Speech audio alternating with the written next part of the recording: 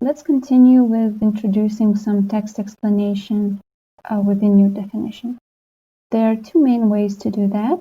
One of them is just naming the groups as I showed you. Another way is using Scribble. Let's go to Params, Utilities, and choose Scribble. It's a quick note, and just click and drag and drop.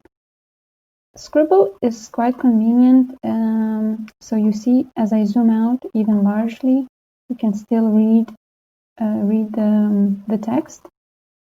So the font size, it's readable. It adjusts to the scaling to zoom in quite well. Let's double click on it, and we can type in a custom point. Here's the size of your font. Let's make it 18. And let's change the font itself to the one that I like better.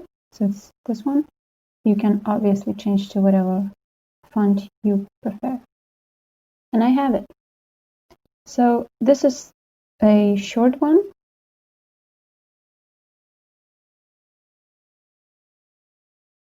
And you have some more text.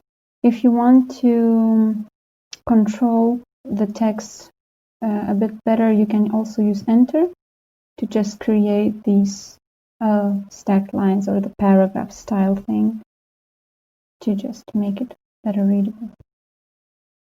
And we can also just select all of it. Let's say the Scribble description and our components, and then just group it.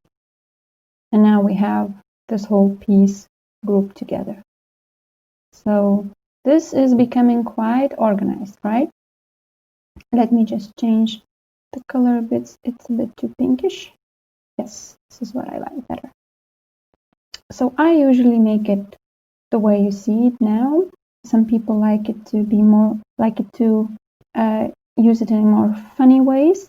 So by holding Shift key, you can actually rotate it and create more of a quick note. So as you see, for a long line like this, more of a description kind, it doesn't work that well.